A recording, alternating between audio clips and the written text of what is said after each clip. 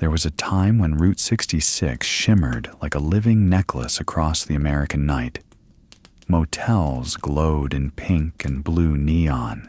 Gas pumps ticked beneath the desert stars, and small-town cafes poured hot coffee for families chasing the horizon.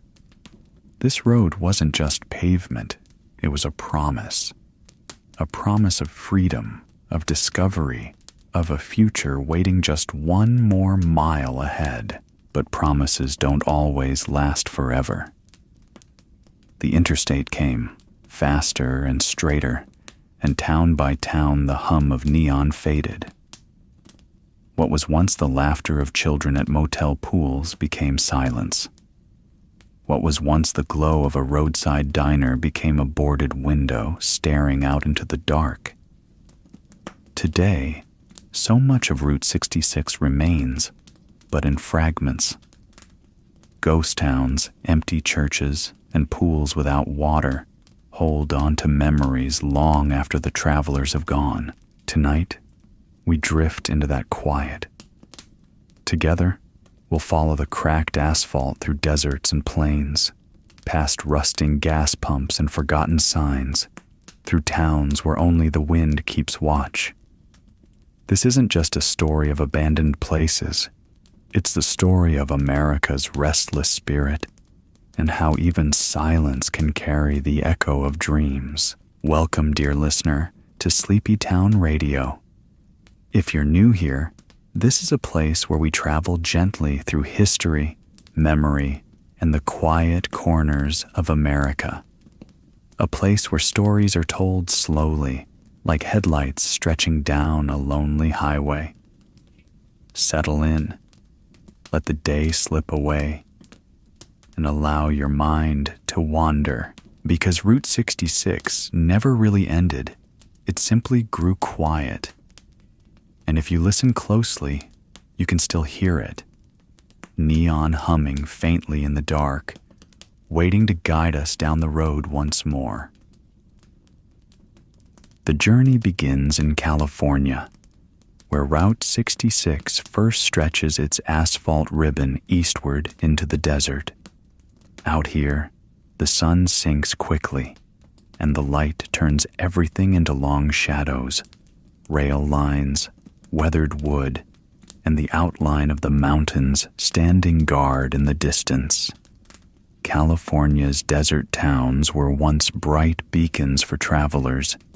Today, they linger in a kind of half-life, their walls still holding the echoes of engines and laughter, even as dust reclaims the spaces in between. Near the Cajon Pass, tucked between the great stone outcroppings of Mormon rocks, sits an abandoned rail car.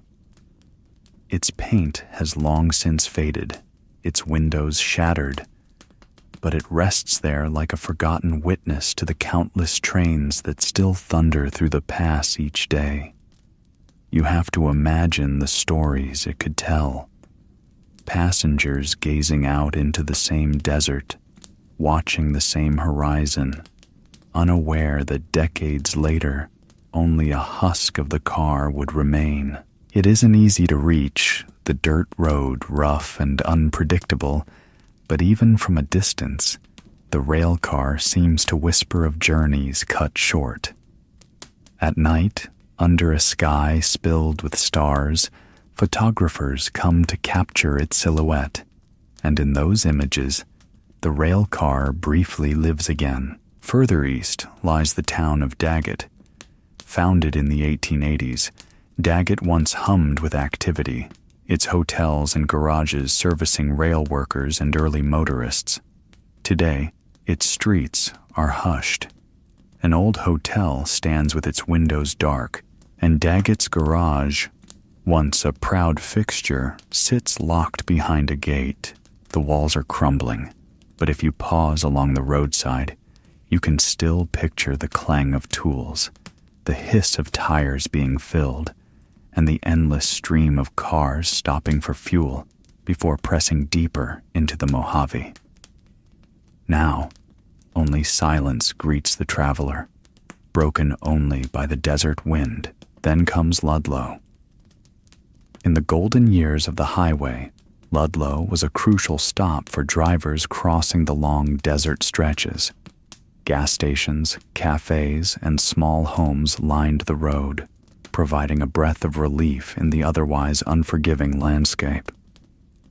But when the interstate bypassed the town in the 1960s, the flow of travelers slowed to a trickle.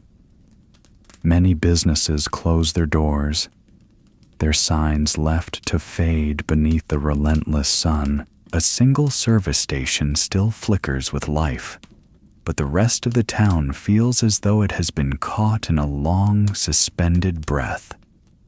Walking through Ludlow is like standing in a photograph, one where the people have vanished, but their presence is still implied.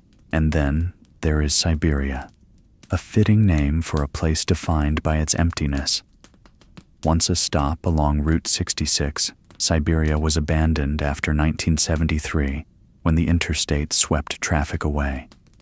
Today, only a crumbling structure remains, its walls scrawled with graffiti that adds a strange kind of art to the desolation. The building is skeletal, its bones exposed to the sky, and around it lie the faint outlines of old foundations. It is nothing more than the shadow of a town, yet standing there, surrounded by silence, you can feel the weight of memory pressing close. Even in decay, Siberia holds its own beauty, proof that forgotten places can still speak. California's stretch of Route 66 is often brief compared to other states, but it carries a unique poignancy. It is where the highway begins its journey through the desert, and where the first notes of silence are struck. Each town tells the same story, once alive, then slowly dimmed, their neon lights extinguished by progress. And yet, in that stillness, there is a kind of peace. The dust softens sharp edges. The ruins become monuments. The desert, wide and endless, holds everything gently, as if reminding us that even when the road grows quiet, the memory of movement never truly disappears. As we leave California behind, the last traces of sunlight settle on the horizon. The desert air cools, the neon hum fades into memory, and the road points us toward Arizona, toward burros on wooden sidewalks, mountain passes, and ghost towns that still remember the Wild West. There is a point in the Mojave Desert where the silence seems absolute. The land stretches outward in every direction, flat, shimmering in the daylight, endless under the stars at night. And there, in the middle of that great stillness, stands the little town of Amboy. Amboy was founded in 1883, carved out of dust and railroad ambition, and for decades it was a shining stop along Route 66. Travelers would pull in, weary from the desert miles, and find everything they needed: gasoline, a meal, a place to rest for the night. At its peak, Amboy was a lifeline. The hum of traffic never stopped. The neon signs glowed like promises against the dark. Families checked into motels. Truckers leaned on cafe counters. And school children filled the small classrooms in the modest town school. But the rhythm began to slow in the 1970s, when Interstate 40 opened to the north and drew the lifeblood of travelers away. The cars passed by elsewhere, and Amboy, so alive for nearly a century, suddenly grew still. The motel shut its doors. The school closed in 1999, its playground left to the desert winds. The population dwindled until only a handful of souls remained. A town once home to 60 people became a ghost of itself, with perhaps only 4 or 10 residents left to keep watch, depending on whom you ask. Yet even in silence, Amboy has one enduring heartbeat: Roy's Motel and Cafe. Roy's is the kind of place that makes Route 66 unforgettable. Its iconic sign, a tall arrow of neon, bold letters spelling out Roy's, still rises proudly above the highway. Decades may have passed, but the sign remains one of the most photographed sights along the Mother Road. The cafe and motel haven't served travelers for many years, but when dusk settles and the neon flickers to life, the desert suddenly feels alive again. It's as though time itself pauses, allowing the 1950s to breathe for just a moment longer. Imagine driving across the desert at night.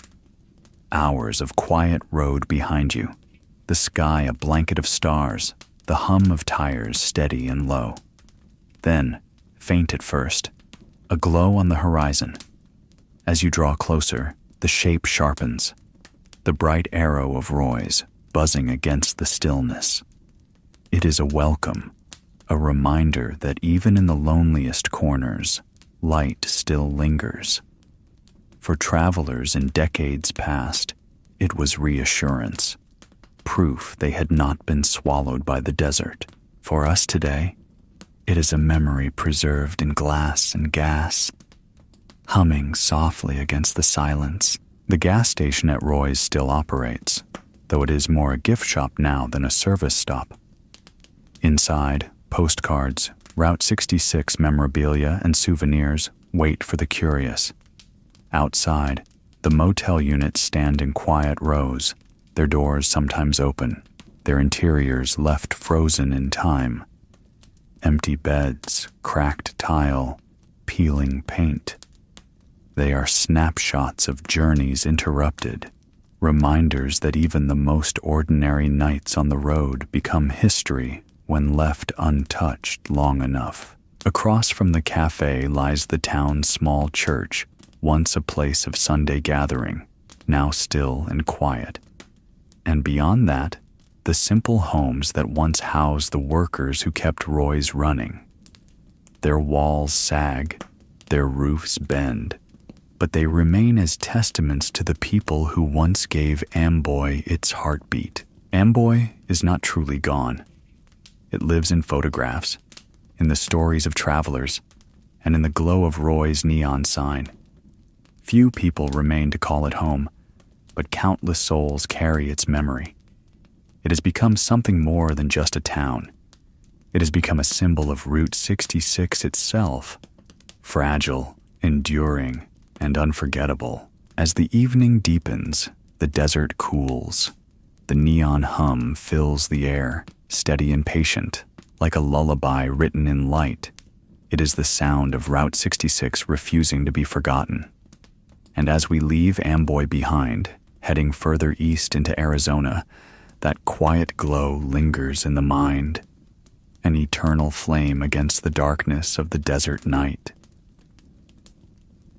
The Mojave Desert has a way of keeping secrets. Towns rise, towns fade, but the desert endures, quiet, patient, eternal. Out here, every broken window and rusted sign seems to carry a whisper, as though the sand itself remembers the voices that once filled the air.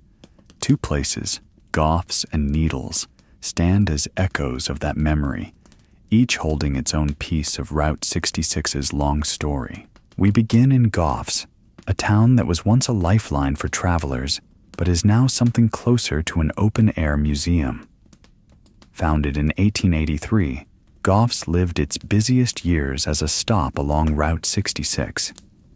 There was a schoolhouse, a depot, and the steady rhythm of mining and rail traffic.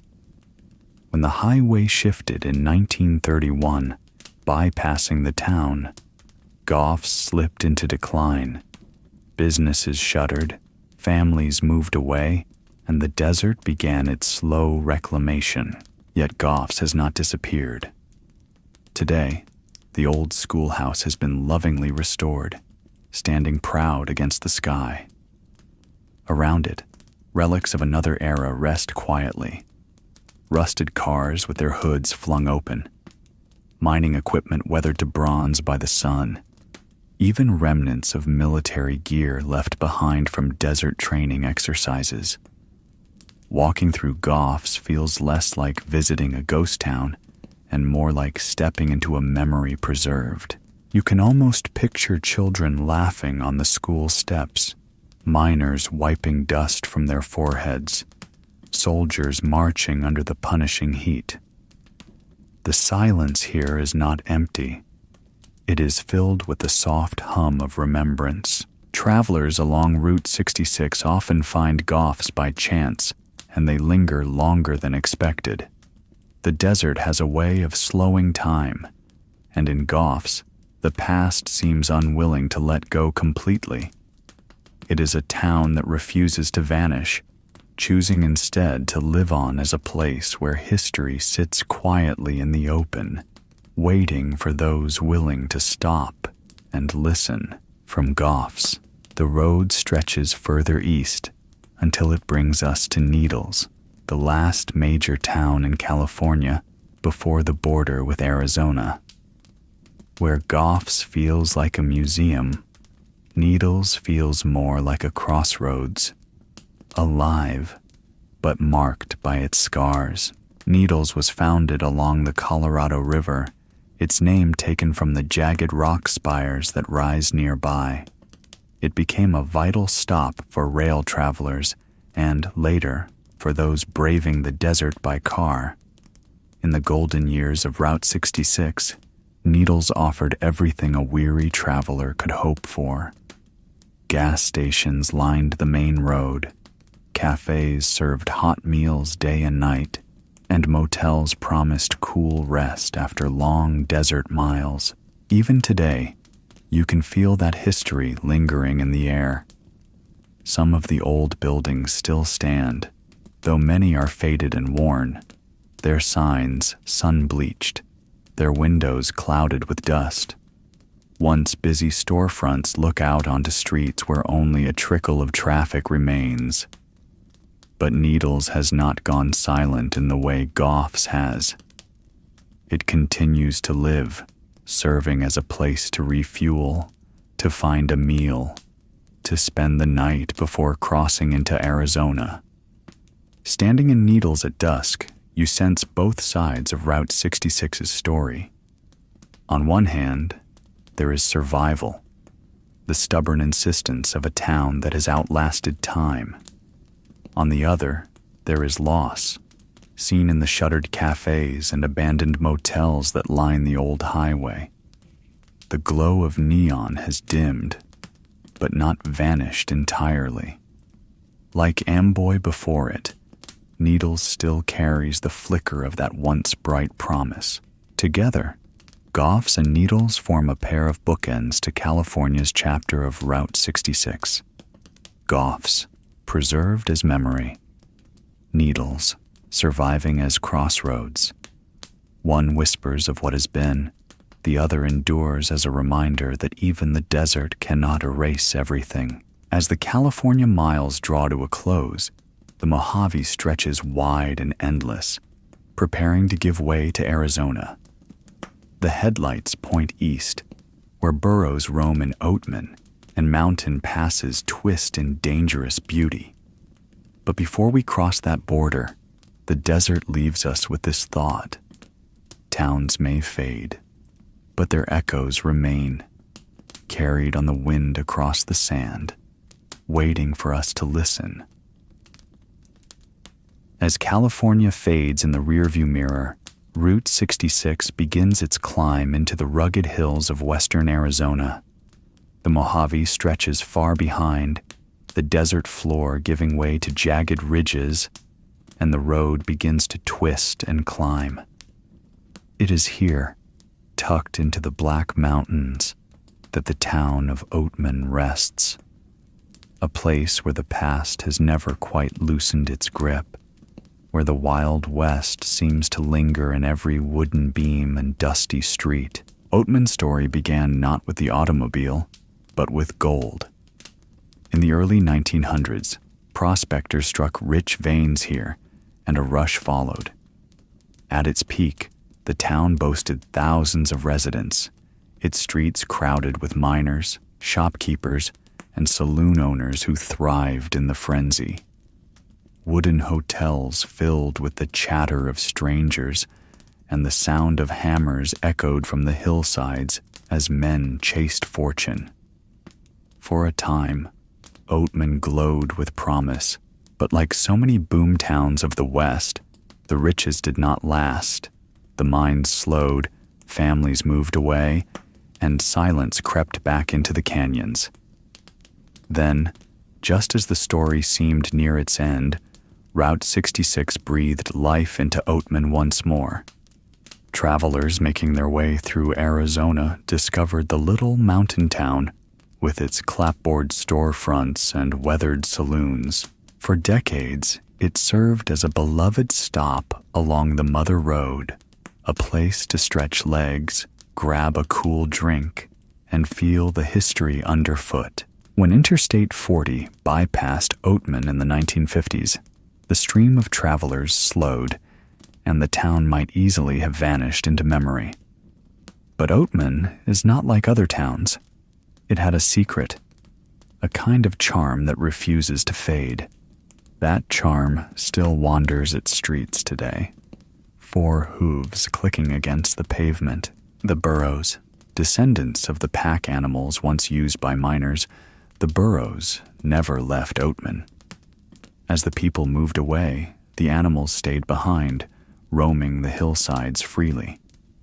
Over time, they became the heart of the town itself. Today, they wander in and out of Main Street as if they own it, nudging at visitors for a snack, pausing in the golden light of dusk to rest their tired legs. To see a burro standing beneath a weathered hotel sign or trotting lazily across Route 66 is to feel as though you've stepped directly into the past. There's a kind of magic in Oatman at twilight. The air cools as the sun drops behind the mountains, shadows stretching across the wooden sidewalks. The burros gather near the storefronts, their ears flicking, their soft brays carrying down the street. Old saloons glow with warm light, their doors creaking as visitors step inside, and for a moment, the town feels alive again. Not with the rush of gold or the thunder of automobiles, but with a quiet, enduring spirit that refuses to let Oatman fade away. Even the buildings seem to hold that spirit. The Oatman Hotel, its wooden frame weathered by more than a century of sun and wind, still stands proudly on Main Street. Inside, walls are covered with faded photographs, dollar bills pinned by travelers, and stories whispered about the many who once stayed here. The hotel no longer hosts overnight guests, but it remains a monument to Oatman's resilience. A reminder that some places live on not because of what they offer, but because of what they represent. Oatman is no longer a boomtown. It is no longer a bustling stop on America's main road. Yet, it endures.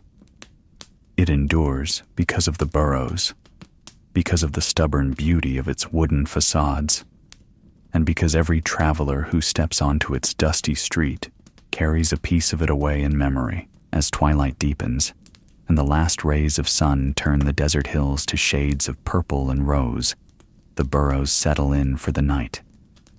The town grows quiet again, the laughter of visitors fading, the doors of the saloons closing softly. And in that stillness, you realize something simple.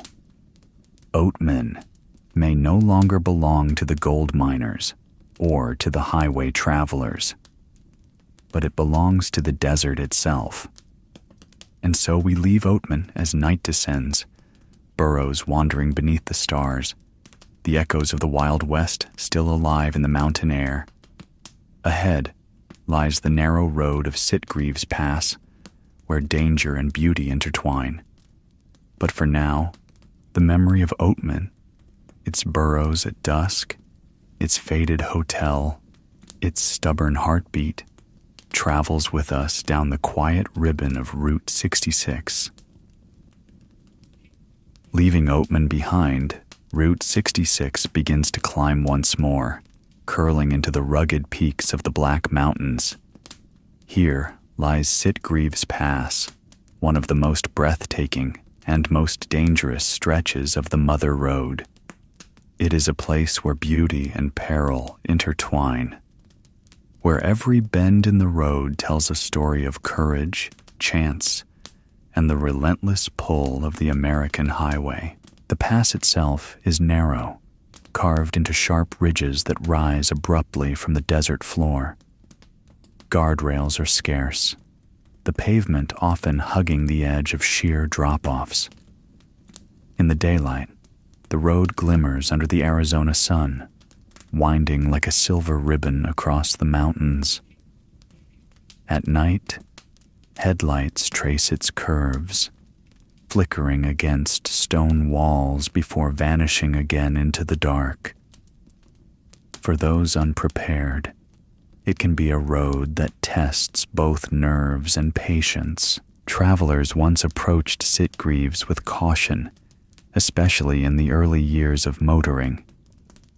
Families packed into heavy cars, their engines straining on the climb, knew they were entering one of the most challenging parts of their journey. Truckers eased their rigs carefully around each curve, and stories circulated of drivers who miscalculated, their vehicles tumbling into the ravines below. The mountain keeps no records, but its silence carries the weight of those accidents. Reminders that progress often comes with risk. Yet despite the danger, Sitgreaves Pass is a place of undeniable beauty. From its highest points, the view stretches for miles. Desert valleys unfolding in every direction, ridges layered against the horizon, their colors shifting with the light. In the early morning, the mountains blush with soft rose and lavender. By midday, they burn gold beneath the relentless sun. And as evening falls, the entire landscape deepens into indigo, the stars emerging one by one to watch over the quiet road. Alongside the natural beauty, the pass is dotted with reminders of those who came before. Rusted car parts occasionally peek from the brush, long since surrendered to the desert. Old wooden crosses and stone markers line the roadside, tributes to travelers who never made it beyond the curves. They stand quietly, almost blending into the landscape, yet they tell a story of how fragile every journey once was. For many who drove Route 66 in its prime, Sitgreaves Pass was a kind of rite of passage. Survive its hairpin turns and narrow ledges, and you felt a little closer to your destination, a little braver for having conquered the mountain. Even today, drivers speak of the road with a mixture of awe and respect. Recreational vehicles and long trailers are discouraged here, the road too tight for such size. But for those who attempt it in smaller cars, the experience is unforgettable. Perhaps what lingers most about Sitgreaves is not the danger, but the silence that follows. When you stop at one of its overlooks, step out, and let the engine cool, you hear almost nothing at all. The wind threads through the rocks. A bird calls faintly in the distance. And beneath it all, the vastness of the desert presses in, a reminder of both the isolation and the majesty of this place. Sitgreaves Pass may not be a town. There are no cafes here, no neon signs or motel rooms waiting at the end of the climb. But it belongs to the story of Route 66 just as surely as any ghost town or abandoned station. It is a road that shaped memories, that tested travelers, and that offered vistas so striking they could never be forgotten. As the highway descends once more from the pass, easing back into the valleys beyond, one is left with a sense of reverence. The danger of Sitgreaves is real, but so is its beauty. It's the kind of place that reminds us why journeys matter, not because they are easy, but because they leave us changed. And so, with the mountains fading in the rear view, Route 66 leads us onward. Ahead lies Cool Springs, a roadside relic reborn, and Twin Arrows, a symbol of commerce now reduced to memory. But the memory of Sitgreaves remains, a narrow road, a dangerous beauty, and a view that still belongs to the ages. As Route 66 winds its way down from the Black Mountains, the desert opens wide again. The road grows quieter, the silence broken only by the hum of your own engine and the sigh of the wind against the rocks.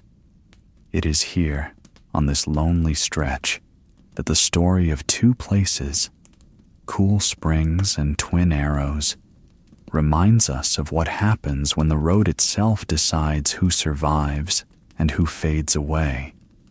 The first is Cool Springs, a tiny gas station that once stood as a beacon for travelers tackling the mountains. Built in the 1920s, it was never grand or flashy, just a handful of pumps, a cafe, and the promise of cold drinks in the punishing Arizona heat. For families crammed into hot sedans, or truckers easing their rigs over Sitgreaves Pass, Cool Springs was a welcome pause. But like so many roadside stops, its fortune was tied to the flow of traffic. When the interstate pulled cars and trucks elsewhere, Cool Springs fell silent. By the 1960s, the cafe closed, the pumps rusted, and the little station became a ruin. Roof caved in, walls collapsing, its name nothing more than a fading memory along the shoulder of the highway. For decades, it seemed Cool Springs was destined to vanish, another casualty of time and asphalt, and yet some places refused to die. In 2001, a man purchased the ruins and carefully restored them, stone by stone, until Cool Springs breathed again. Today, it stands proudly at the side of Route 66, not as a service station, but as a small gift shop and museum. The neon no longer draws drivers to fill their tanks, but travelers still stop, curious to step into the past. Inside, they find souvenirs, photographs, and the quiet satisfaction of knowing that history has been preserved.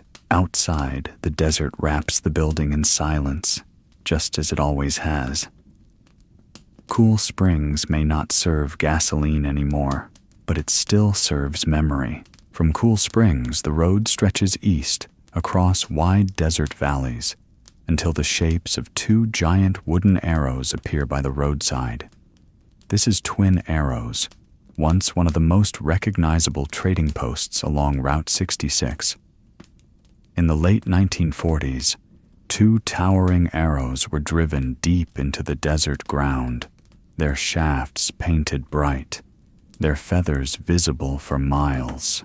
They marked a trading post, a gas station, and a cafe, a place where families could stop for fuel, hamburgers, and trinkets from the Southwest. For a time, Twin Arrows thrived.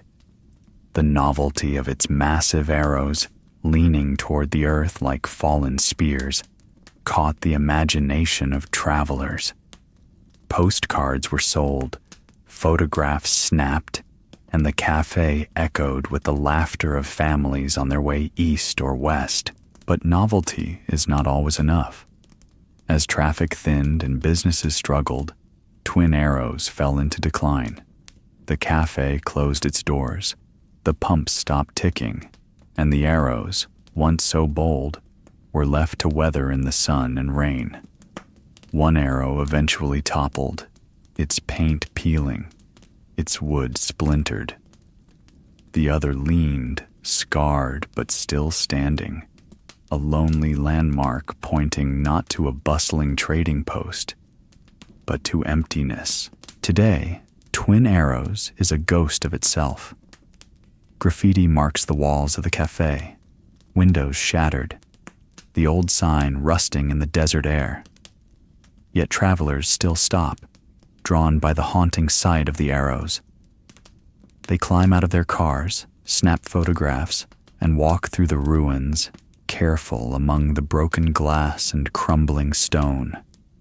The arrows no longer point the way to food or fuel, but to something quieter, memory, nostalgia, and the ache of time passing. Cool Springs and Twin Arrows tell the same story in different ways. One was rebuilt, restored, given new life as a memory preserved. The other was left to decay, becoming a monument to what was lost. Together, they remind us that Route 66 is more than a road. It is a thread of lives and businesses, of hopes built on the promise of passing traffic. Some survived, some vanished, and some became symbols far greater than they ever imagined.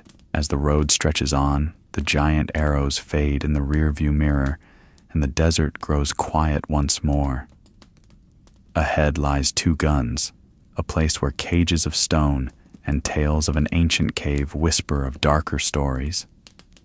But for now, we remember Cool Springs and Twin Arrows, the service stations where service stopped, but where memory continues to flow, mile after mile, like the endless road itself. Along the lonely expanse of Route 66 in northern Arizona lies a place with a name as sharp as the desert wind: Two Guns.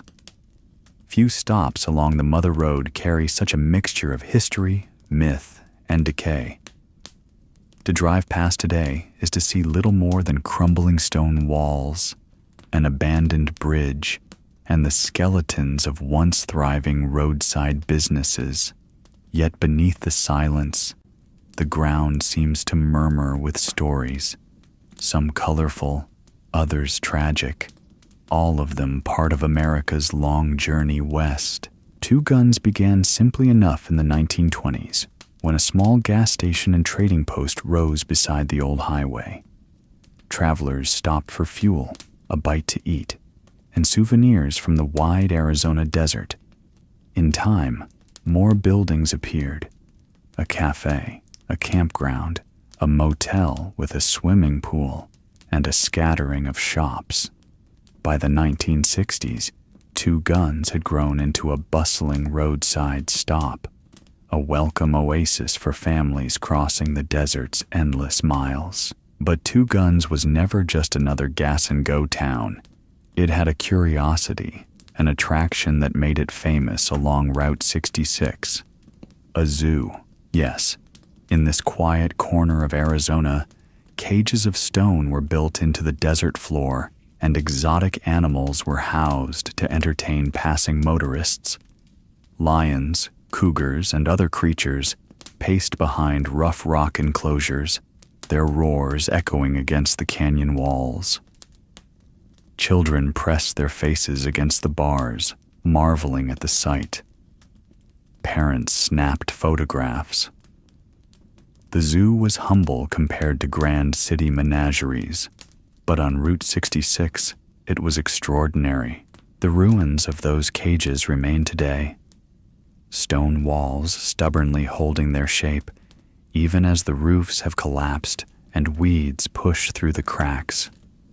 To stand before them now is to feel both wonder and unease, an echo of laughter and awe, mixed with the faint sadness of animals once held in the middle of the desert. Yet perhaps the most haunting story tied to Two Guns lies just beyond the zoo, in a cavern known as the Apache Death Cave. The name itself carries a chill, and the legend surrounding it is one of conflict, betrayal, and sorrow. According to local lore, a band of Apaches once hid within the cave to escape their Navajo pursuers. When the hiding place was discovered, Sagebrush was set ablaze at the entrance, trapping those inside. Smoke filled the cavern, and when the men finally emerged, they were struck down. Dozens are said to have perished that day. Years later, when Two Guns became a roadside stop, the cave was folded into the attraction. Visitors could purchase tickets to tour its dark interior, guided by owners who told the tale in hushed, dramatic tones. For decades, it became a curious mix of history and performance, part tragedy, part spectacle. Eventually, the cave was closed, the entrance sealed, and the land left to rest. The stone markers that remain are reminders not just of commerce, but of how legends and loss linger in the American landscape. By the 1970s, the life of Two Guns was slipping away. The interstate, built just a short distance away, pulled the flow of cars from Route 66. Businesses closed, the motel emptied, and even the zoo fell silent. Fires, vandalism, and time finished what the highway had begun. Today, Two Guns is a ghost. Its cafe gutted, its bridge cracked, its once busy heart reduced to stone shells and scattered memories. And yet, there is a strange beauty in its ruins. The desert sun paints the walls gold in the evening. The wind whistles through broken windows. Stars spill across the night sky above what was once a neon-lit stop for weary travelers.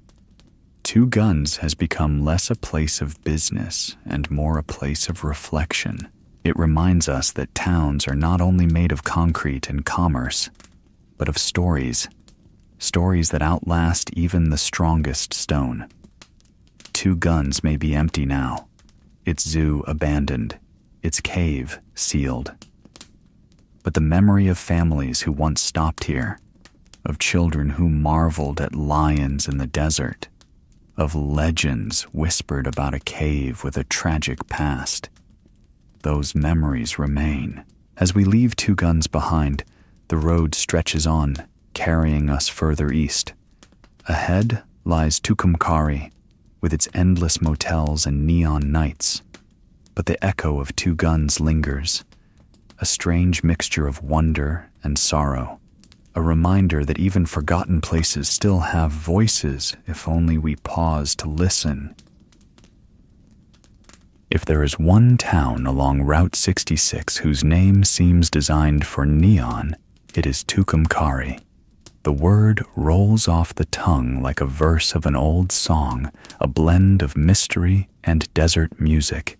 In its golden years, this stretch of eastern New Mexico was alive with glowing signs, motels promising 100 rooms of comfort, and cafes bustling with travelers. It was a place that welcomed the weary with a swimming pool, a hot meal, and the promise of rest before the long road ahead. But tonight, as we wander its quiet streets, Tucumcari tells a different story, one of decline, fire, and pools left to gather nothing but dust beneath the stars. Many of the motels still stand, but their windows are dark, curtains tattered, and their once sparkling pools empty and cracked. Imagine, for a moment, the sound those pools once held. Children splashing as their parents laughed on the patio, the faint echo of ice clinking in tall glasses. Now those sounds have gone, replaced by the hush of desert wind sweeping through concrete basins that hold nothing but sand. The Paradise Cafe and Motel was once a lively stop, glowing with neon promise on warm desert nights. Travelers checked in for the evening, their cars parked neatly outside tidy rooms. But the Paradise is silent now. A fire, likely set by arson, scarred its walls and left its sign as a broken frame against the sky. In what remains of the office, a refrigerator hangs oddly suspended in midair, as if the years themselves were caught halfway through an exhale. It is an unsettling sight, a reminder that even havens of comfort can become haunted shells when the traffic fades away. Elsewhere in town, other motels echo the same fate. Their office doors swing loose in the breeze, their pools long since drained. Walking through these lots, you feel the ghost of movement, the faint impression of a family arriving late at night, a neon vacancy sign humming, a mother telling her children to hurry inside. All of it vanished now, replaced with silence. Tucumcari, though, is not entirely gone. Some of its motels remain open, carefully maintained, their neon still flickering against the night. The Blue Swallow Motel, for example, has become a treasured landmark, restored and beloved, proof that memory can be preserved when hearts are willing. But scattered among these bright survivors are dozens of places where the dream simply ended, left behind when the interstate bypassed the town in the 1980s. There is something deeply moving about these abandoned pools. They are more than cracked concrete and rusted ladders. They are metaphors for an America that once believed the road could deliver endless opportunity. For a time, it did. Travelers arrived in droves, filling rooms, eating at cafés, dipping their toes into the cool water beneath desert stars. And then, suddenly, the road shifted and the dream drained away, leaving only the hollow shape of what once was. Standing in Tucumcari at night, beneath a sky littered with constellations, you feel both the weight of its loss and the beauty of its memory. The neon that still burns is fragile, like a heartbeat. The silence of the empty motels is profound, like a prayer. Together, they create a mood that is strangely comforting, reminding us that while towns may fade, their essence lingers in the imagination of anyone who slows down long enough to listen. Tucumcari nights whisper that the American dream never truly vanishes. It shifts, it flickers, it hides in the dust of an empty pool. And if you close your eyes, you might just hear the laughter again, echoing faintly beneath the desert stars. Ahead, the road leads to Glenrio, a town divided by a state line and bound together by abandonment. But for now, let Tucumcari's silence hold you. Pools without water, neon without crowds, a town that sleeps beneath the stars and dreams of the days when the world came calling. Out on the far edge of New Mexico, the desert stretches wide and flat, and the highway bends toward Texas. Here lies Glenrio, a town divided by a state line and bound together by silence. On one side, New Mexico. On the other, Texas. The border runs right down the middle of a place that once promised rest, food, and fuel to travelers making the long push between Amarillo and Tucumcari. Glenrio's story is unlike any other on Route 66. Its very identity was split in two, shaped by laws and circumstances that only deepened its odd charm. In the days when Route 66 carried steady streams of traffic, New Mexico was wet. Bars served beer freely, while Texas was dry. So the taverns and saloons stood proudly on the New Mexico side of town, their neon signs glowing at dusk. Meanwhile, Texas had the advantage of lower gas taxes. That meant nearly all the service stations lined up neatly on the Texas side, their pumps ticking steadily as families filled their tanks before pushing on toward the horizon. It was a dance across the border.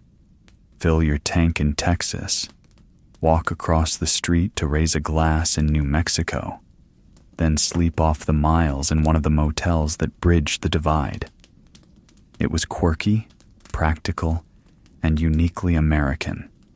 A border town that made its living off both sides of the law. But when the interstate came in the 1970s, Glenrio was left behind almost overnight. The traffic that once gave it life vanished, rerouted to faster lanes a few miles north. What remains today is a fragile skeleton, a scattering of buildings caught between two states, caught between memory and dust. The most famous among them is the first motel in Texas, and the last motel in Texas, depending on which way you were headed. Its sign once greeted travelers with certainty. Here was a place to rest, a place to belong for the night. Today, it is only a wooden frame, its letters long gone, its meaning carried away by the wind. The rooms are empty, their windows broken, their doors hanging loose. Grass creeps through the cracks of the parking lot, as if nature itself has taken back what the highway abandoned. Not far from the motel stands a small cafe, built in the Art Deco style. Its lines are clean, its faded paint still carrying hints of a once bright past. You can imagine the clatter of dishes, the smell of bacon frying in the early morning hours. Truckers and families leaning over steaming cups of coffee before the long road ahead. Now, silence fills the booths, and only the desert night presses against its walls. Scattered around town are gas pumps frozen in place, their numbers locked at the last sale decades ago. Their glass is shattered, their nozzles rusted. But there's a poetry in their stillness. They stand as monuments to a time when a few gallons of fuel meant adventure, meant freedom, meant miles of possibility stretching ahead. Walking through Glenrio today, you can feel the border in more than geography. It feels like the line between presence and absence, between a town alive and a town asleep. You look across the street, and you're in another state. But the silence is the same on both sides. In the end, Glenrio is a postcard never mailed. Its words were written, its pictures drawn in neon and paint, but the road moved on before the message could be sent. And yet, the card remains, waiting here at the edge of New Mexico and Texas, reminding us that even forgotten places carry the echo of life. As we leave Glenrio behind, the road leads deeper into Texas, where art and memory take shape in fields of Cadillacs half buried in the earth. But before we go there, let the quiet of Glenrio linger. Let the empty motel, the silent cafe, and the frozen pumps remind you that every border marks more than a line. It marks a change, a passing, a memory caught between two worlds. The road eastward carries us deeper into Texas, where wide skies and flat plains stretch toward the horizon like an endless canvas. It is here, just outside Amarillo, that Route 66 reveals one of its most unusual landmarks, something at once playful, surreal, and strangely poetic. A place where the ghosts of automobiles rest with their noses buried in the earth, transformed from symbols of speed and freedom into silent sculptures. This is Cadillac Ranch. Created in 1974 by a group of artists known as Ant Farm, Cadillac Ranch was never meant to be practical. It was a statement, a monument to America's relationship with the car, and to Route 66 itself. 10 Cadillacs, ranging in model years from 1949 to 1963, were planted nose first in a farmer's field, tilted at the same angle as the Great Pyramid of Giza. Their tail fins pointed to the sky, proud and gleaming at first, later weathered by sun, wind, and time. Travelers arriving here in the early days must have wondered what they were seeing. Cars deliberately half-buried in the Texas dirt? It was absurd, unexpected, almost humorous. But it was also strangely moving. On a road that had seen so many vehicles pass, here were cars frozen forever, not rusting in a junkyard, but standing upright like sentinels, guardians of memory. Over the years, the Cadillacs have changed. Their paint has not faded because it never stays still. Visitors were invited to bring spray paint, to leave their names, their initials, their fleeting art across the metal. Layer after layer built up until the original colors were long buried. Now, the cars wear coats of graffiti that shift by the day. Blue today, red tomorrow, 1,000 colors layered together like a living time capsule. The irony is powerful. Machines once designed for motion, speed, and escape now stand motionless, their stories carried not by engines, but by paint. Each tag, each design, each careless scribble or careful mural becomes part of the sculpture, then disappears beneath the next layer. Cadillac Ranch is never finished, always in flux, as alive as the road itself. Standing in the field, the air wide and still around you, you can almost hear the echoes of engines. Imagine the chrome gleaming as they first rolled off assembly lines in Detroit, symbols of post-war prosperity and the open road. Families once cruised down Route 66 in these very models, their trunks packed with suitcases, their radios tuned to rock and roll. Now, here they are, nose down in Texas soil.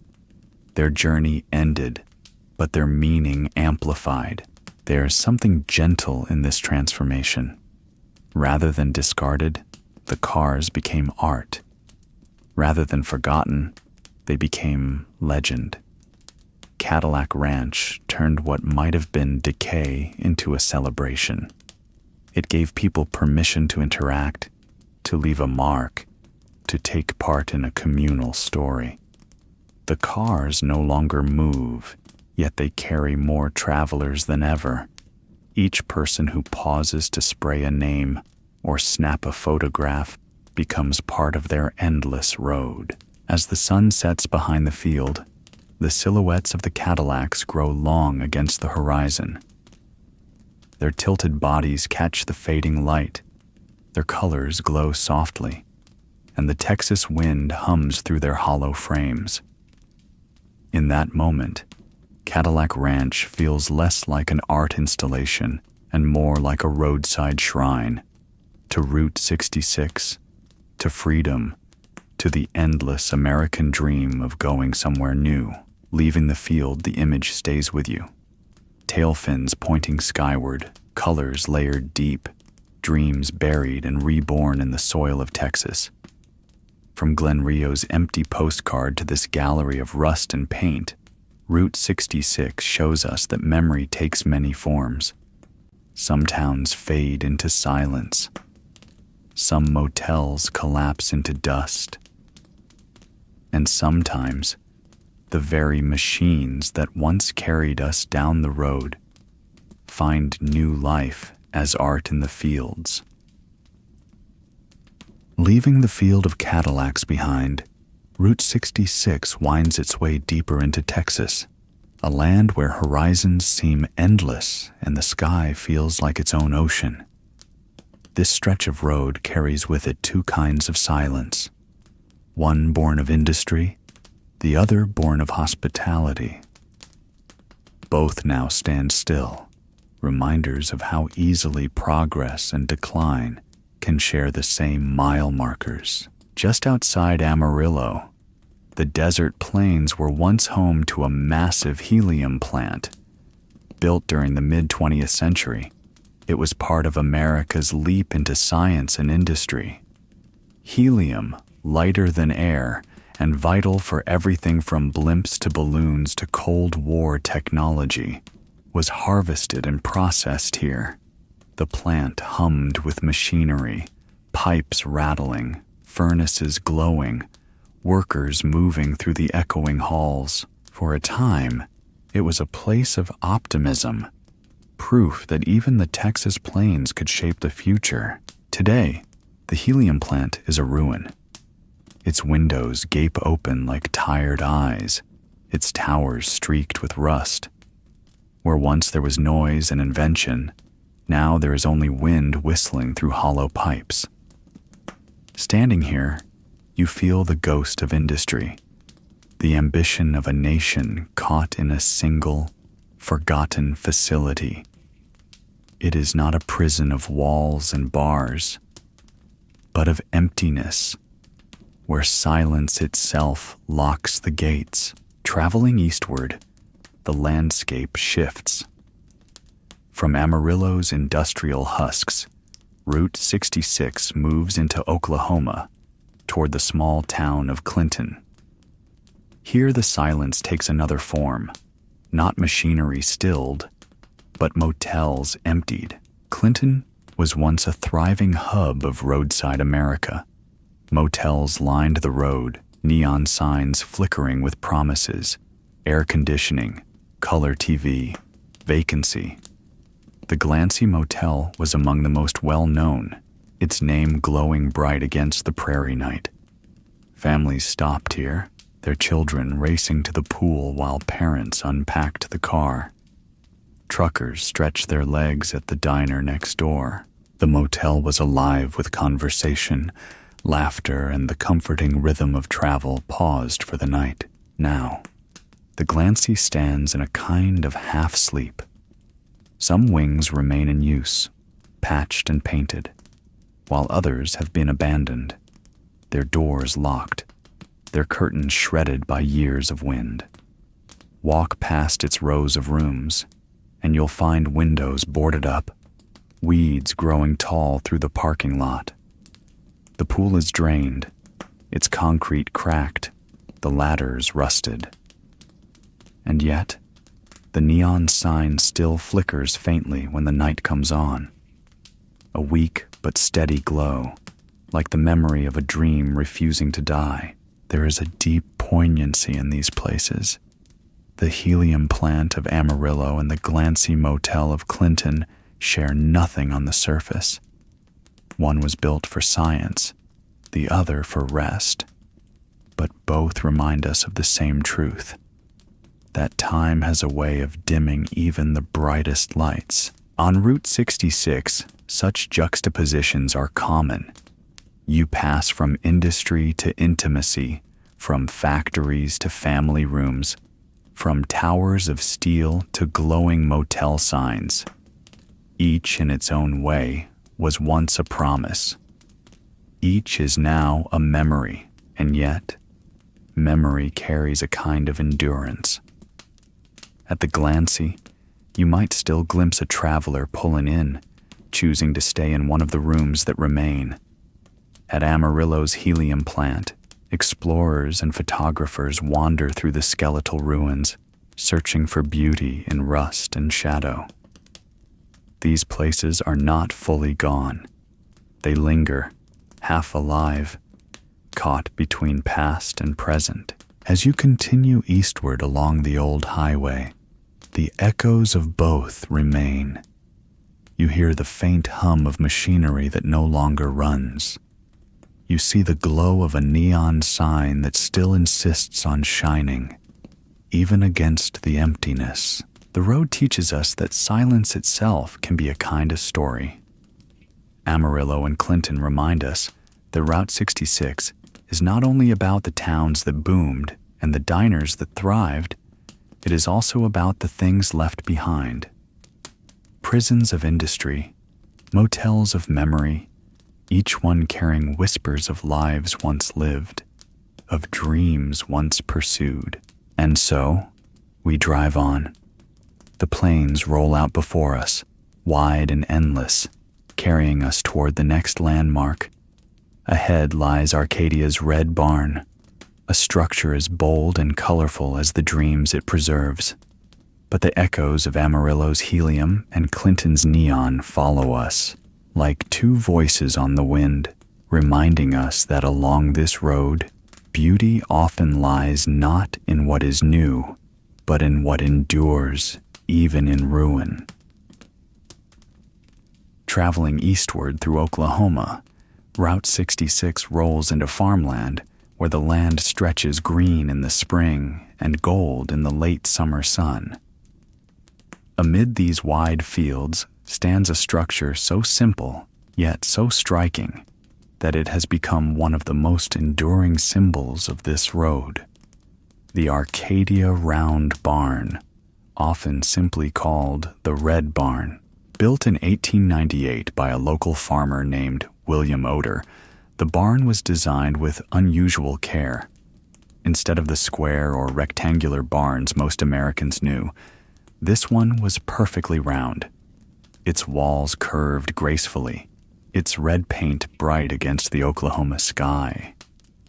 At nearly 60 feet across and 40 feet high, it was the largest of its kind anywhere in the country. Travelers passing along Route 66 could see it long before they arrived in Arcadia, a beacon in the fields, like a lighthouse for the road.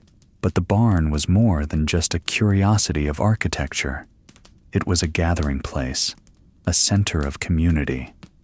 On its second floor was a loft designed for dances, socials, and meetings.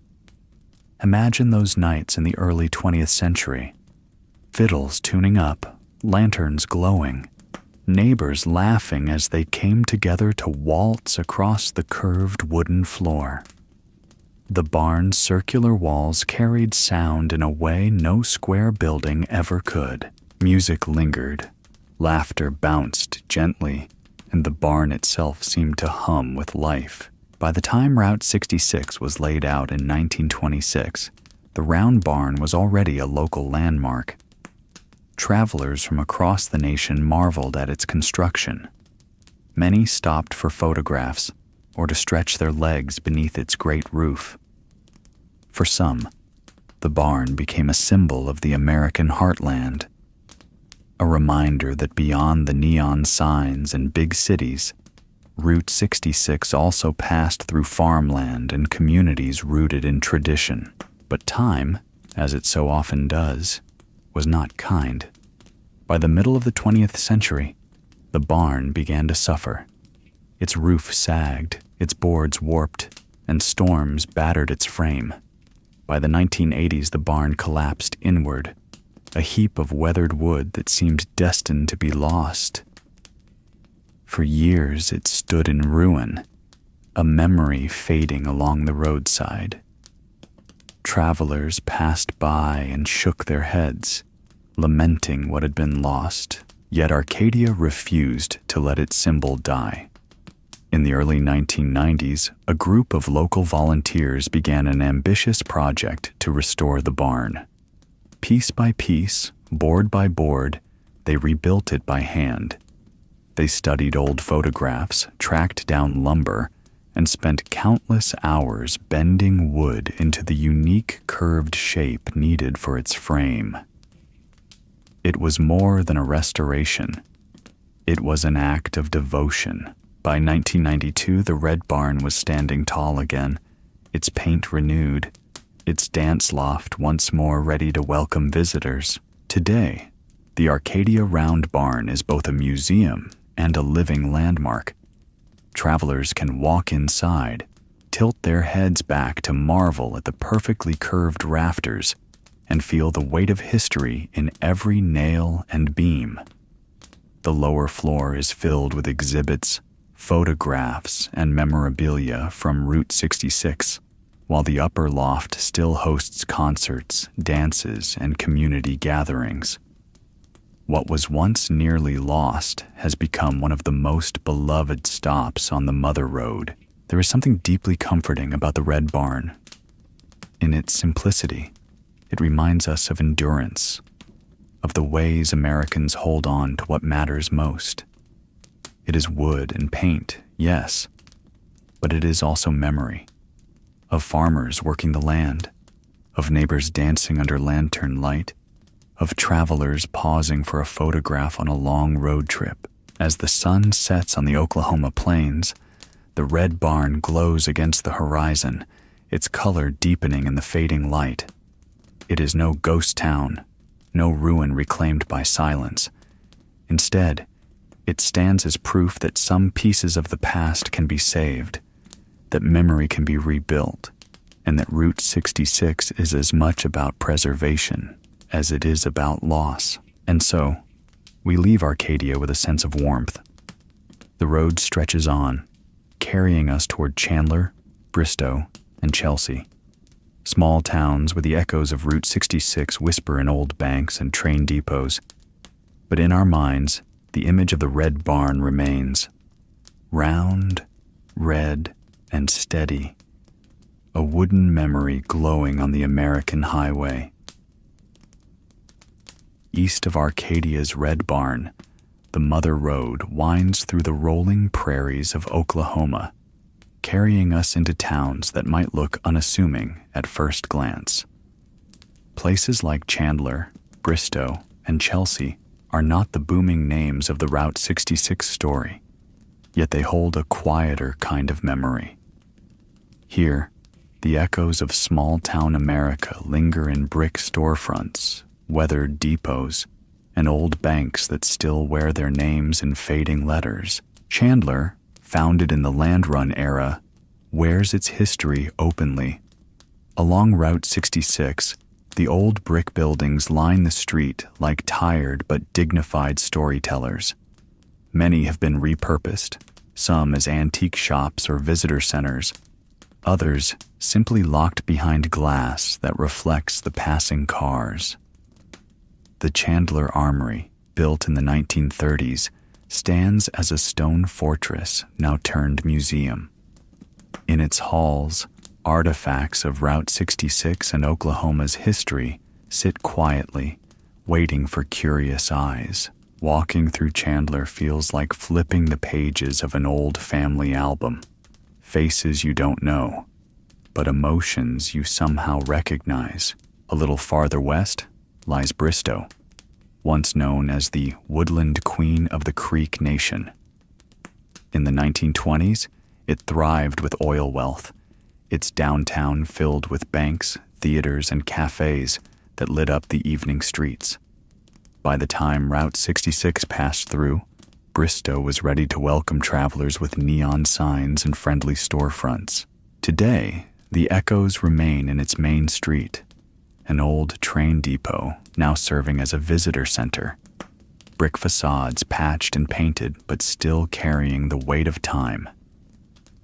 There's a rhythm here, an echo of footsteps on sidewalks, of screen doors creaking open, of a town that may have quieted but has never truly stopped breathing. And then, to the northeast, lies Chelsea, a town that holds perhaps one of the most intimate secrets of Route 66, a pedestrian tunnel. Dug beneath the highway in the 1930s, this underpass allowed children to safely cross from one side of town to the other. Generations of school children walked that narrow tunnel, their laughter bouncing against its walls. To travelers, Chelsea might have seemed like just another small stop along the way. But for those children, the tunnel was an everyday bridge between home and community. Today, the tunnel is still there, covered in layers of paint and graffiti, marks of memory left by those who passed through. Each of these towns, Chandler, Bristow, Chelsea, tells a version of the same story. Not of roaring traffic or bustling neon, but of everyday life anchored to the rhythm of the road. A small bank on a corner, its windows dusty, still whispers of the teller who greeted customers by name. An abandoned service station, its pumps long dry, remembers the clink of coins and the sound of wrenches tightening bolts. A weathered church bell in Chelsea still rings on Sunday mornings, even if the pews are no longer full. These are not the grand attractions that appear on postcards.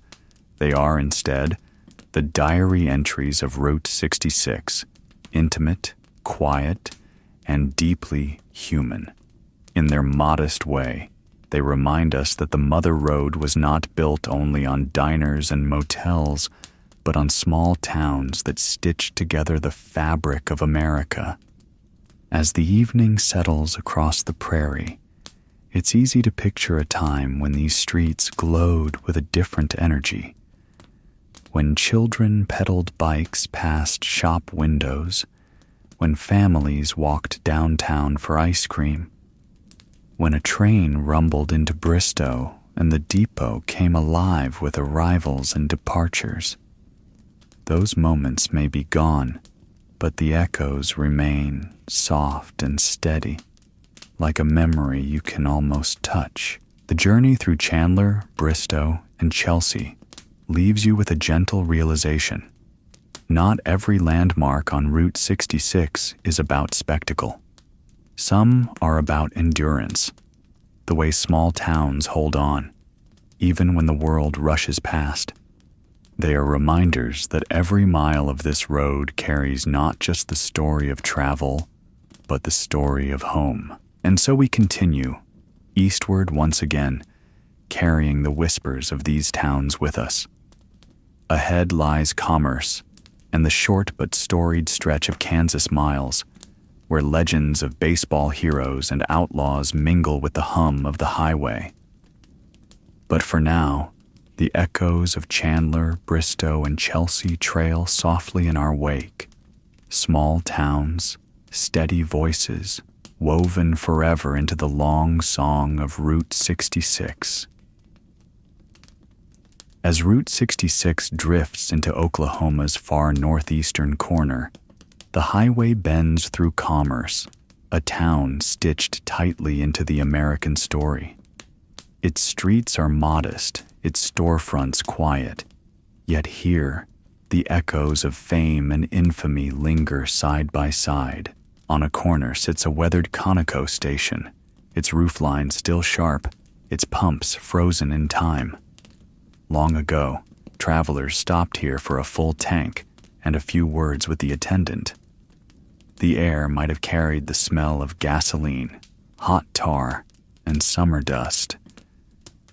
Today, the station stands as a humble reminder of how ordinary places once pulsed with life. But Commerce is remembered for more than service stations. It is also the hometown of Mickey Mantle, the boy who grew up to become one of baseball's greatest legends.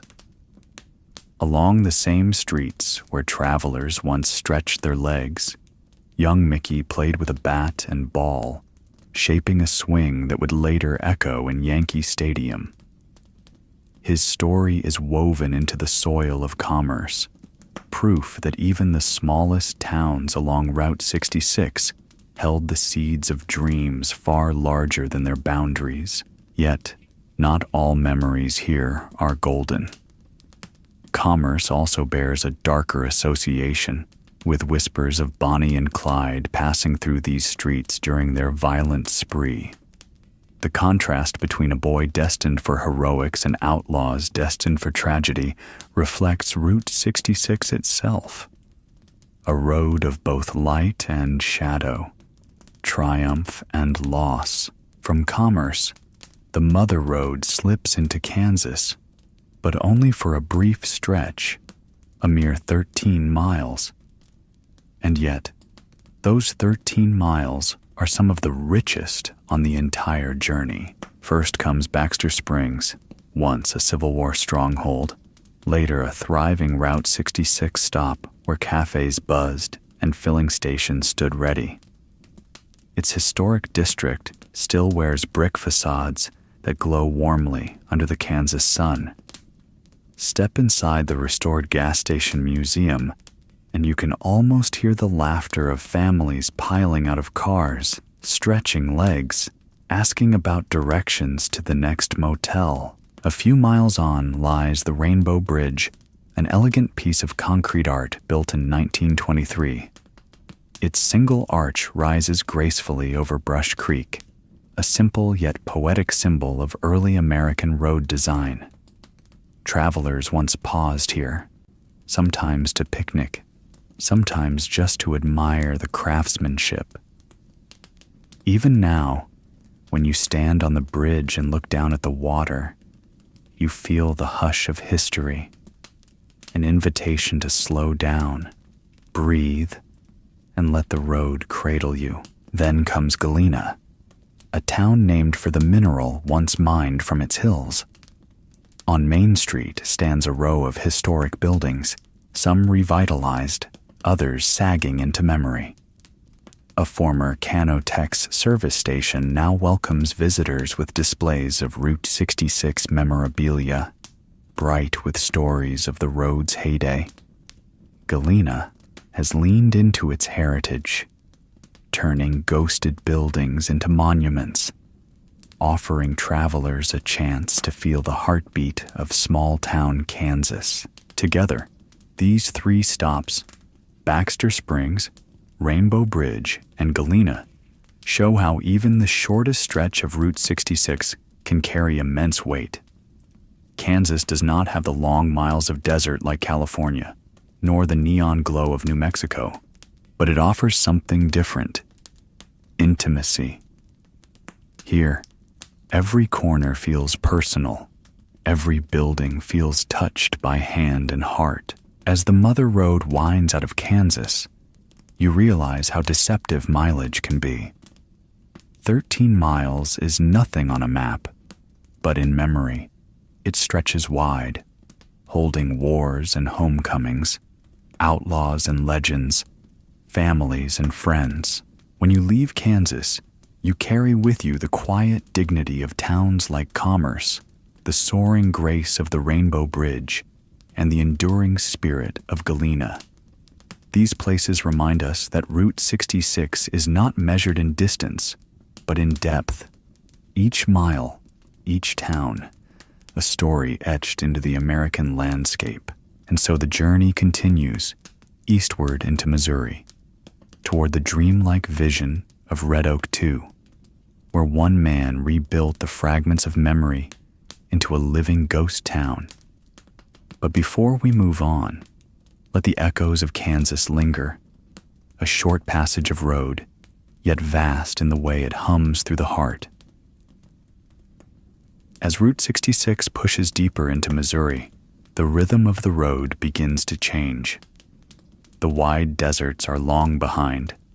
The neon-lit motels slowly fade, and in their place rises a countryside touched with green fields and quiet farmhouses.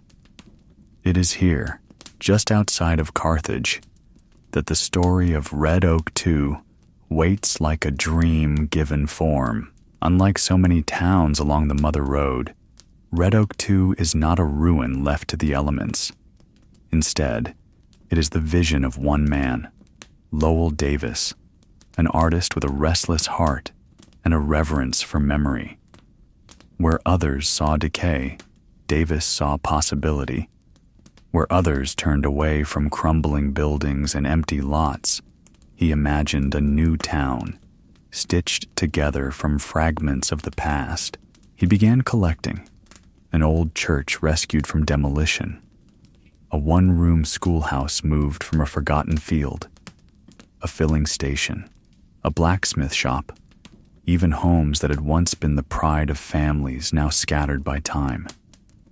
Piece by piece, he transported them here, to land outside Carthage, and set them down like relics in a museum without walls. He painted, restored, and revived, not to create a tourist attraction, but to rebuild the town he remembered from childhood. Walking through Red Oak 2 feels like stepping into a painting. There is a stillness in the air, a quiet respect that hangs over each wooden porch and iron sign. Chickens wander the dirt lanes. A windmill creaks faintly in the breeze. At dusk, when the Missouri sky blushes pink and purple, the outlines of barns and gables seem to hum with life, even though no permanent residents call them home. Davis once described his project as a place where memory comes alive. And indeed, that is what Red Oak 2 is. Unlike the ghost towns left along the desert stretches of Route 66, where wind whistles through broken windows and weeds rise through cracked concrete, here the ghost town has been lovingly rebuilt, not to deny the passing of time, but to honor it. Each building whispers a story. The blacksmith shop recalls the clang of iron on anvil, sparks leaping in the night. The filling station brings back the smell of gasoline and the chatter of attendants checking oil under the hood. The little red schoolhouse seems to carry the echo of chalk against slate, the sound of children's laughter floating into the air. Even the small cottages, with their rocking chairs on the porch, remind visitors that life along Route 66 was not always about motion. Sometimes it was about stillness, about belonging. In Red Oak 2, you begin to sense what Davis understood, that ghost towns do not have to be left to ruin. They can be rebuilt, reimagined, and given back to the living. Not as they were exactly, but as they are remembered, an ideal, a dream gently preserved in wood and paint. The road itself seems to slow here. Travelers who wander into Red Oak 2 often lower their voices, as though they've entered a sanctuary. Cameras click, but quietly. Children play on the grass, their voices soft in the wide open. It is not a place that demands attention with neon or noise. It is a place that invites reflection, and perhaps that is its gift to Route 66. For so much of the journey, we pass towns that slipped away, places that could not hold back the tide of the interstate, of progress, of shifting time. Red Oak 2 is different. It tells us that memory can be tended like a garden, that the stories of small-town America can still breathe if someone cares enough to preserve them. When night comes, the town takes on another mood. The windows glow faintly, lanterns casting a golden hue against weathered wood. Crickets sing, and the Missouri air grows heavy with stillness. You might walk down the dirt path between buildings and feel, just for a moment, as though you've wandered back into the 1930s or 40s, when a small town could hold the whole world in its square mile. Lowell Davis passed away in 2020, but his vision remains. Red Oak 2 stands not just as a memorial to the past, but as proof that even in a world of highways and fast-moving progress, there is room for reverence, for rebuilding, for remembering. And as you leave, stepping back onto the mother road, the lesson lingers. Not every ghost town fades into silence. Some are reborn, and in their rebirth, they remind us that the American spirit is as much about memory as it is about motion. East of Carthage, Missouri, tucked away along an old stretch of Route 66, lies a place that feels as though the past never quite loosened its grip. This is Spencer Station, a small cluster of weathered buildings and original pavement where time itself seems to pause. Unlike so many stops that dissolved into memory, Spencer is still here, quiet, steadfast, waiting with open arms for anyone willing to step back into another century. The first thing you notice is the road, not the wide, fast concrete of the interstate, but a narrow ribbon of original 1920s pavement. Its surface bears the marks of decades, faint grooves where countless tires once rolled, hairline cracks softened by moss. the gentle curve of stonework shoulders that guided travelers long before road engineers spoke of interchanges and bypasses. Standing there, it is almost impossible not to imagine the old cars that once rattled across, dusty Fords, polished Packards, family wagons stuffed with suitcases and dreams. Beside that pavement sits the barber shop, a small wooden structure with peeling paint and windows clouded by time.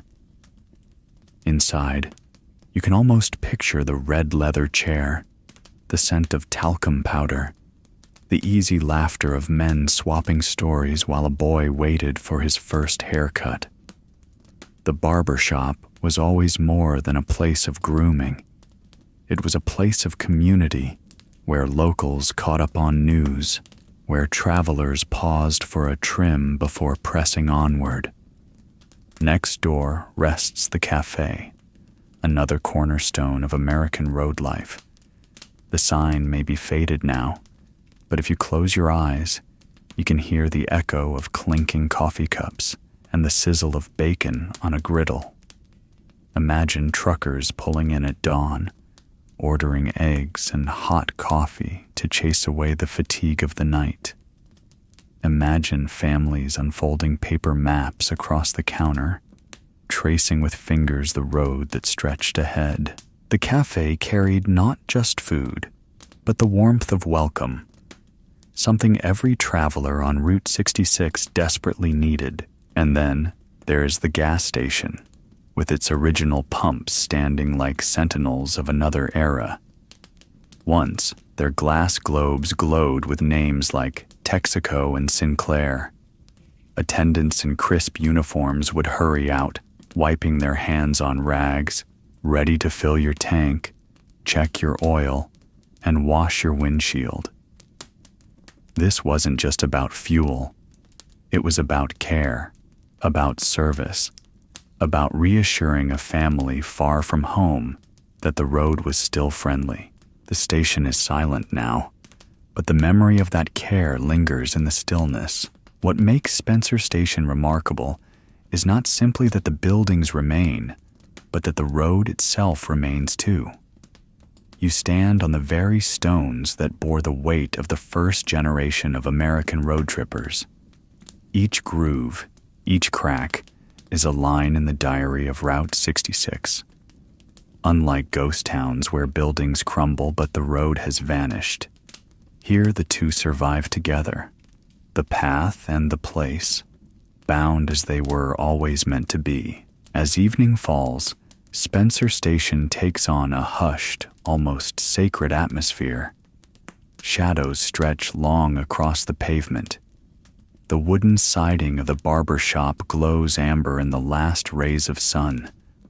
The pumps throw faint silhouettes against the ground, as though waiting for headlights that will never return.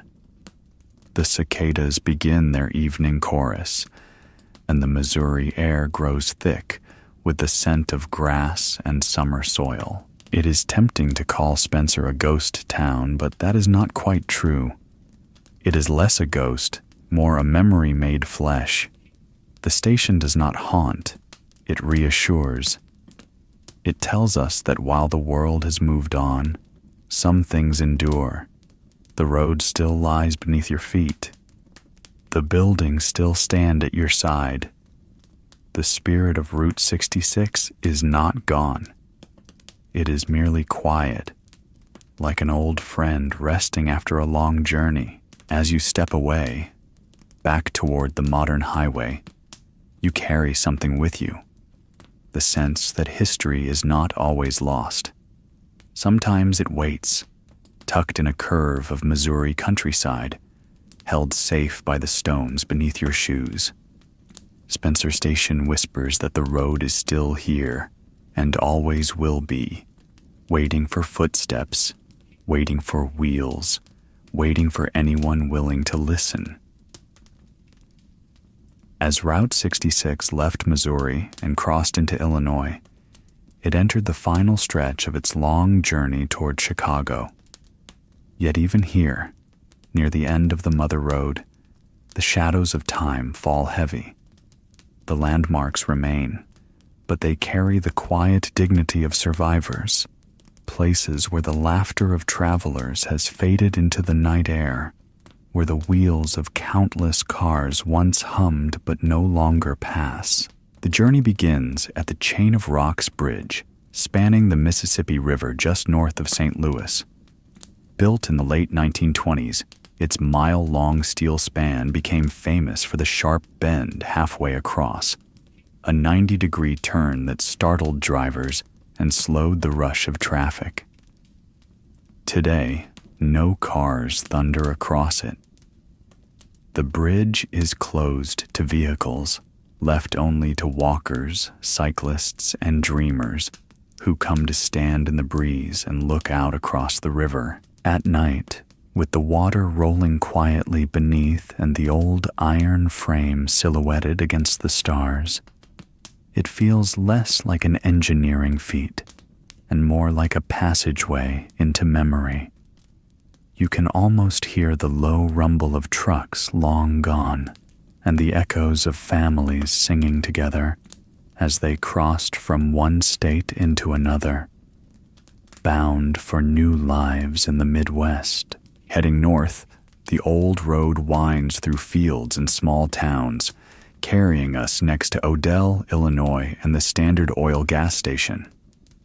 Built in 1932, it is a perfect snapshot of early highway service. The station itself is modest, a white clapboard building with red trim, small enough to seem almost fragile. But once, this little outpost meant everything to weary travelers. You can imagine a family pulling in on a July afternoon, the father stretching his legs while an attendant in coveralls checked the radiator, the mother wiping the sweat of the road from her forehead, the children chasing each other in the grass while the car was made ready for another 100 miles. The station has been lovingly restored now, preserved as a monument to service and care. Standing in front of it, you realize that sometimes it is the smallest places that hold the largest memories. Not far away lies a tunnel, a pedestrian walkway built beneath the road so children could cross safely to school. It remains intact, echoing with the footsteps of long-ago mornings. The tunnel whispers of simpler times, of kids carrying lunch pails and books beneath the hum of passing cars above. Even something so humble, a tunnel of concrete and shadow, becomes a relic when the years have rolled by. A reminder that Route 66 was never only about the cars, it was also about the people whose lives unfolded in its orbit. Continuing along the Illinois night, the road bends toward Pontiac, a town rich with Route 66 lore. Here stands the notorious Dead Man's Curve, once a dangerous bend that claimed more than a few careless drivers. Today, it is quiet. The curve rests in silence, bordered by grass and trees, its menace softened by decades of disuse. Still, the name lingers like a warning from the past, a reminder that the road, for all its romance, carried real risks. In Pontiac itself, murals splash across brick walls, honoring the mother road with art and memory. The town keeps Route 66 alive, yet even here, the quiet hours tell a deeper story. You can walk through the old streets at dusk, the lamplight flickering, and feel as though you've stepped into an era when every passing car meant something, a visitor, a story, a thread in the vast fabric of American travel. The Illinois stretch also brushes past Joliet Prison, an imposing structure of stone and iron that once housed inmates behind its walls. Now it stands as a reminder of harder times, transformed into a site for tours and history. To see it by night is to understand the contrasts of Route 66, freedom on the open road, confinement behind cold stone, and the thin line that separates the two. Illinois carries a different spirit than the deserts of the West or the motels of New Mexico. Here, the air is thick with farmland scents, the rhythm of cicadas, and the knowledge that the road is nearing its end. Yet even in these final miles, the echoes are strong. The bridge, the station, the curve, the prison, they all tell us that the journey of Route 66 was never only about reaching California. It was also about every step along the way, every town, every stop, every memory. As night deepens over Illinois, the road feels both close and infinite. You may leave it behind, but in truth, Route 66 never leaves you.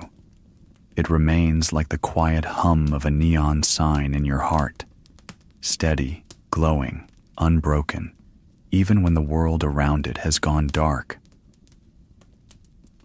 The road has carried us far, across deserts and plains, through towns both bustling and abandoned. Now, as our journey along Route 66 draws to a close, we find ourselves in the company of ghosts and memories, surrounded by the quiet glow of neon against the night. Picture the weathered sign of Roy's Motel and Cafe in Amboy, its red letters still rising proudly into the desert sky. The neon flickers with a steady hum, not quite as bright as it once was, yet still defiant against the darkness. It is like the heartbeat of a town that refuses to surrender, even as the years pass by. Think of Cadillac Ranch, with its 10 cars buried nose first into the Texas earth. Painted over and over by strangers who came seeking connection, each layer of color is a voice added to the chorus of memory. What was once a junkyard art project has become a shrine to freedom, to individuality, to the restless American spirit that still lingers along this broken road. And somewhere in New Mexico, a motel pool lies empty beneath the stars, its tiles cracked, its ladder rusted, the water long gone. Yet if you stand by the edge and close your eyes, you can still hear the splashes of children, the laughter of families cooling off after a day's long drive. The pool is silent now, but the echoes remain. Farther north, the chain of rocks bridge arches across the Mississippi. No cars travel its iron span anymore, but the river continues to flow beneath, whispering the same song it has sung for centuries. The bridge stands as a reminder that time moves forward, yet leaves behind these graceful skeletons of steel, these monuments to human passage. Together, these images form the last stanza of Route 66's long poem. Neon lights shimmering in the rain, pools without water, bridges without traffic, signs without travelers. The road, once full of promise, now draped in nostalgia and dust. Yet within these ruins lies a beauty as tender as memory itself, because Route 66 is not just a highway. It is a dream, a canvas of freedom painted across the American landscape. It carried soldiers home, families westward, musicians chasing destiny, and countless travelers in search of something better. Even now, though parts of it have crumbled, the road has never truly ended. It continues in the stories we tell, in the postcards tucked into shoeboxes, in the faded photographs that capture a neon glow on a rainy night. So, as the final miles fade into darkness, let us carry with us the sound of the neon hum, the desert wind, the laughter of strangers at roadside diners, the quiet determination of small towns that refuse to disappear without leaving behind their mark. And perhaps, in your dreams tonight, you will find yourself back on this endless highway, rolling past old motels and gas pumps, through open fields and quiet towns, the glow of a sign in the distance guiding you gently forward, a reminder that though the road may fade, the spirit of it lives on, forever etched in the heart of America.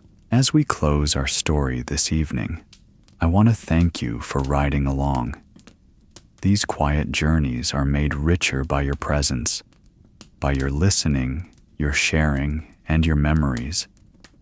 If this story stirred something within you, I'd love to hear it. Share your reflections in the comments below and let us know where Route 66 lives in your own heart. If you'd like more of these gentle stories of nostalgic America, please remember to subscribe, to like this video, and to share it with anyone who might need a peaceful companion tonight. It's your support that keeps this little corner of memory alive, glowing softly like neon in the desert rain. And now, as you drift off to sleep, may the hum of neon and the rhythm of the open road carry you into a place of calm and rest. Good night, dear traveler. May your dreams be kind, and may Route 66 always guide you safely home.